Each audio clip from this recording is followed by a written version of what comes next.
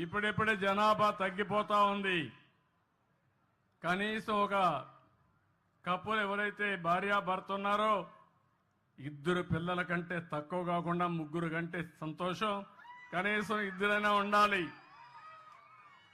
లేకపోతే జనాభా తగ్గిపోతే ముసలివాళ్ల సంఖ్య పెరిగితే ఈరోజు అభివృద్ధి చెందిన దేశాల్లో జనాభా లేకుండా అవస్థపడే పరిస్థితికి వచ్చారు. ఆ పరిస్థితి మన దేశానికి రాకూడదనేది నా ఆకాంక్ష.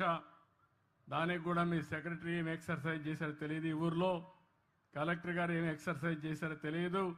వీళ్ళు కూడా రీఓరియంట్ చేయాలి. వాళ్ళు కూడా అభివృద్ధి మాట్లాడుతున్నారు తప్ప భవిష్యత్తు గురించి ఆలోచించే పరిస్థితిలో లేరు.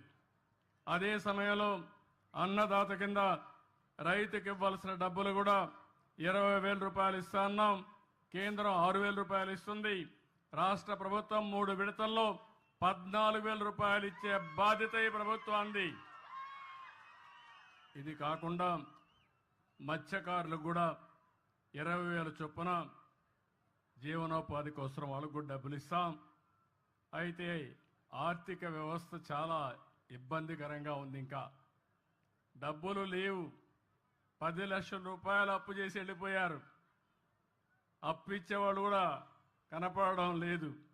వడ్డీ కట్టాలి, మళ్ళా అసలు తీర్చాలి, సంపద సృష్టించాలి, ఆదాయాన్ని పెంచాలి, సంక్షేమ కార్యక్రమాలకు పెట్టాలి, మళ్ళీ మీకు అమరావతి కట్టాలి, పోలవరం కట్టాలి. అదే సమయంలో ఏవైతే నేను చెప్పానో సూపర్ 6 కూడా అమలు చేయాలి. ఇది కొంచెం కష్టమైన పనే, కానీ ఇష్టంగా పనిచేస్తున్నా. కష్టమైన పని కూడా ఇష్టంగా పనిచేస్తే తప్పకుండా పరిష్కారం అవుతుంది, చేయగలుగుతామనే ధీమా నాకుందని చెప్పి కూడా నేను మీకు తెలియజేస్తున్నా.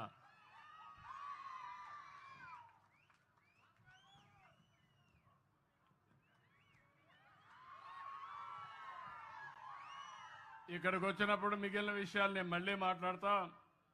ఇక్కడికి వచ్చినప్పుడు ఈ ఊర్లో 1073 కుటుంబాలు ఉన్నాయి. నేను ఒక విషయం మీకు చెప్పాను. ఇక్కడ మార్గదర్శులు ఉన్నారు. ఇంకొక పక్క 41 బంగారు కుటుంబాలు, ఒక 5 మంది మార్గదర్శులు ఉన్నారు. వాళ్ళు మాట్లాడిస్తాను. నా ఉద్దేశం ఒకటి, ఇంటికి కావలసిన అవసరాలు తీర్చే బాధ్యత నాది, గ్రామానికి కావాల్సిన అవసరాలు తీర్చే బాధ్యత నాది. పేదవాళ్ళందరినీ ఆదుకునే విధంగా కార్యక్రమాలు చేపడతాం. కానీ పైనుండే మీరు, కింద నుండే 41 కుటుంబాలని అందరితో సమానంగా పైకి తీసుకొచ్చే బాధ్యత ఈ మార్గదర్శులకు అప్పచెప్తున్నానని చెప్పి కూడా నేను మీకు తెలియజేస్తున్నా. ఈరోజు ఓసారి నేను కూడా ఒక గ్రామంలోనే పుట్టా. 6-7 కిలోమీటర్లు నడిచి హై స్కూల్కి వెళ్ళాను. ఇప్పుడు పిల్లలు బెటరు. అర్థమైన వాళ్ళు బాగుపడతారు, అర్థం చేసుకున్న వాళ్ళు బాగుపడతారు, అర్థం చేసుకోలేని వాళ్ళు భవిష్యత్తులో నష్టపోయామని బాధపడతా ఉంటారు. ఆ రోజు నేను సెల్ ఫోన్ గురించి మాట్లాడాను. ఈరోజు ఎక్కడికి పోయినా కూడా సెల్ ఫోన్ అయితే అందరికీ అత్యవసర వస్తువు అయిపోయింది. అదే సమయంలో మీరు ఒకసారి చూస్తే నేను ఆ రోజు అనేక విషయాల్లో డాక్రా సంఘాలు పెట్టాను. ఈరోజు డాక్రా సంఘాలు మీరు చూస్తే ఏ రాజకీయ పార్టీ అయినా ఆ డాక్రా సంఘాలు లేకపోతే వాళ్ళు ఏమాత్రం కూడా ముందుకు పోలేని పరిస్థితికి వచ్చారు. నేను ఎప్పుడో 25 ఏళ్ళు 30 ఏళ్లకు మునిపే మా ఆడబిడ్డలు కష్టపడుతున్నారు, వంట చేయడం సులభంగా చేయాలని కట్టెల పొయ్యిలో కాకుండా దర్జాగా గ్యాస్ ఉపయోగించేయాలని భారతదేశంలో మొట్టమొదటిసారిగా దీపం పెట్టిన పార్టీ తెలుగుదేశం పార్టీ. ఇప్పుడు రేట్లు పెరిగాయంటే మళ్ళీ ఆలోచించాను. అందుకే 3 సిలిండర్లు ఉచితంగా ఇస్తున్నా. ఇప్పుడే ఒక ఇంటికి పోయాను. కట్టెల పొయ్యి అయితే చాలా కష్టమయ్యేది నాకు వంట చేయడం. గ్యాస్ కాబట్టి గ్యాస్ వెలిగించాం, కాఫీ పెట్టాం. నేను వాళ్ళకి కాఫీ ఇచ్చి నేను కూడా కాఫీ తాగి ఇక్కడికి వచ్చాను. ఇది మనందరిలో ఆలోచన విధానాల్లో మార్పు రావాలి. అందరం సమానం, అందరికీ సమాన అవకాశాలు ఇవ్వాలి. కొంతమంది సమాజంలో కొన్ని అవకాశాలు అందిపుచ్చుకొని పైకొచ్చారు. మనతో పుట్టిన వాళ్ళు చాలామంది ఇంకా పేదరికంలో ఉన్నారు. ఇంకా కనీస స్టాండర్డ్స్, జీవన ప్రమాణాలు కనీసం లేకుండా బాధపడే పరిస్థితికి వచ్చారు. నేను అందుకని ఈరోజు వచ్చింది ఒక వినూత్నమైన కార్యక్రమంతో మీ ముందుకు వచ్చాను. నేను ఇక్కడ 2 విధాలుగా మీరు చూస్తే, ఒకటి బంగారు కుటుంబాలు, ఇప్పుడే కలెక్టర్ గారు చెప్పారు, దగ్గర దగ్గర 41 మంది ఈ గ్రామంలో అందరికంటే తక్కువ ఆదాయం వచ్చే కుటుంబాలు. అంటే ఇవంతా కూడా 20 లక్షల కుటుంబాలని రాష్ట్రంలో ఎంపిక చేశాం. మీ ఊర్లో 41 చేశాం.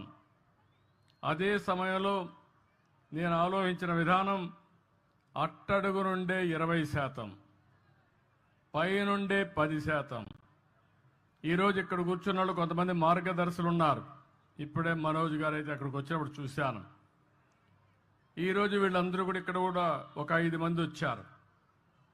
వీళ్ళకి సమాజం ఒక అవకాశం ఇచ్చింది, అందిపుచ్చుకున్నారు. ఈరోజు పారిశ్రామికవేత్తలుగా, లేకుంటే మెరుగైన జీవన ప్రమాణాలతో ముందుకు పోయే పరిస్థితికి వచ్చారు. నేను ఒకప్పుడు జన్మభూమి పిలిపించాను, మీరందరూ స్పందించారు. ప్రపంచంలో ఉండే వాళ్ళందరూ వచ్చి జన్మభూమి పిలుస్తుంది, రా కదిలి రా అంటే గ్రామానికి వచ్చి ఎన్నో కార్యక్రమాలు చేశారు. స్కూల్ బిల్డింగ్లు కట్టారు, రోడ్లు వేశారు, శ్మశానాలు కట్టించారు, అనేక కార్యక్రమాలు చేశారు. ఈరోజు నేను ఇచ్చే పిలుపు, ఎవరైతే సమాజంలో ఆర్థికంగా పైకొచ్చారో, తెలివితేటలున్నాయో, అలాంటి మీరు తిరిగి సమాజానికి ఇవ్వాలి. ఆ రోజు సమాజానికి ఇమ్మని కోరాను. ఇప్పుడు మీతో పుట్టిన వ్యక్తుల్ని పైకి తీసుకొచ్చే బాధ్యత మీకు అప్పచెప్తున్నానని చెప్పి కూడా నేను మీకు తెలియజేస్తున్నా. ఆర్థిక సంస్కరణలు వచ్చాయి. నేనే దీనికి కూడా ఆ రోజు భారతదేశంలో పివి నరసింహరావు గారు ఆర్థిక సంస్కరణలు తీసుకొస్తే సెకండ్ జనరేషన్ రిఫార్మ్స్కి నేనే శ్రీకారం చుట్టాను. ఈరోజు మీరు చూస్తే బ్రహ్మాండమైన రోడ్లు వచ్చాయి. ఒకప్పుడు హైదరాబాద్ విజయవాడ రోడ్డు చూసేవాళ్ళం. ఈరోజు బాగా రోడ్డు ఉందంటే దానికి కారణం పీపీపీ విధానం, అంటే పబ్లిక్ ప్రైవేట్ పార్ట్నర్షిప్. ఈరోజు బ్రహ్మాండంగా మీరు సెల్ ఫోన్లో మాట్లాడుతున్నారంటే ప్రభుత్వం పెట్టిన సెల్ ఫోన్లు కాదు, ప్రభుత్వానికి కూడా ఆదాయం వస్తుంది ఈ సెల్ ఫోన్ల వల్ల. ప్రైవేటు వ్యక్తులు సర్వీస్ ఇస్తారు, దానివల్ల వాళ్ళకు లాభాలు వస్తున్నాయి, మీకు మెరుగైన సేవలు అందుతున్నాయి. కరెంటు విషయంలో కానీ, అనేక విషయాల్లో, కాలేజీల విషయంలో కానీ చాలామంది ముందుకొచ్చి ఎన్ని పోయారు. కానీ ఈరోజు పీపీపీ విధానంలో ఫ్యాక్టరీ పెట్టినా వాళ్ళు పైకి వచ్చారు, తప్పులేదు. ఈరోజు సిఎస్ఆర్ కూడా పెట్టారు, కార్పొరేట్ సోషల్ రెస్పాన్సిబిలిటీ అని. కానీ కొన్ని కార్యక్రమాలు చేస్తున్నారు. కానీ ఈరోజు నేను తీసుకున్న కార్యక్రమం మీరు చూస్తే ఎప్పుడు కూడా 20-30 సంవత్సరాల ముందే నేను ఆలోచిస్తాను. సమాజాన్ని అధ్యయనం చేస్తూ ఉంటాను, ఎప్పటికప్పుడు అర్థం చేసుకుంటూ ఉంటాను. నా ఆలోచన ఒకటే, భారతదేశంలో పుట్టిన ఏ వ్యక్తి కానీ పేదరికంలో ఉండడానికి వీలు లేదు. మనం ఈరోజు వికసిత్ భారత్ మాట్లాడుతున్నాం. 2047కి ప్రపంచంలోనే భారతదేశం అగ్రస్థానంలో ఉంటామని. నేనైతే స్వర్ణ ఆంధ్రప్రదేశ్ తయారు చేశాను. స్వర్ణ ఆంధ్రప్రదేశ్లో 2047కి 55 లక్షల రూపాయలు తలసరి ఆదాయం. ఈరోజు 2,90,000 ఉంటే దీన్ని 23 ఏళ్లలో దగ్గర దగ్గర 20 సార్లు, 20 రెట్లు, 15 రెట్లు పెరిగే అవకాశం ఉంటుంది. అది సాధ్యమా అంటే సాధ్యం. దానికి కార్యాచరణ ప్రణాళిక తయారు చేస్తున్నాం. అదే సమయంలో ఇది కొంతమందికి ఆదాయం వచ్చి చాలామంది నిరుపేదలుగా ఉండడానికి వీలు లేదు. అందుకే చాలా రోజులు మదనపడ్డాను. ప్రభుత్వం అనేక కార్యక్రమాలు ఇస్తున్నాం. మొన్నే పేదల సేవలో నెల మొదటి తారీఖున పింఛన్లు ఇచ్చాను. ఈరోజు మీరు చూస్తే 4,000 రూపాయలు పింఛన్ ఇచ్చే ప్రభుత్వం భారతదేశంలో ఒక్క ఆంధ్రప్రదేశ్ ప్రభుత్వం తప్ప ఎక్కడా లేదు. ఇక్కడుండే ఎన్డీఏ ప్రభుత్వం ఇస్తున్నాం. దివ్యాంగులకు 6,000 రూపాయలు ఇస్తున్నాం. ఒకప్పుడు 500 నేనే చేశాను. మళ్ళీ ఈరోజు వస్తే తర్వాత వచ్చిన తర్వాత 3,000 చేశాను. ఈరోజు 6,000 రూపాయలు చేసే పరిస్థితికి వచ్చాం.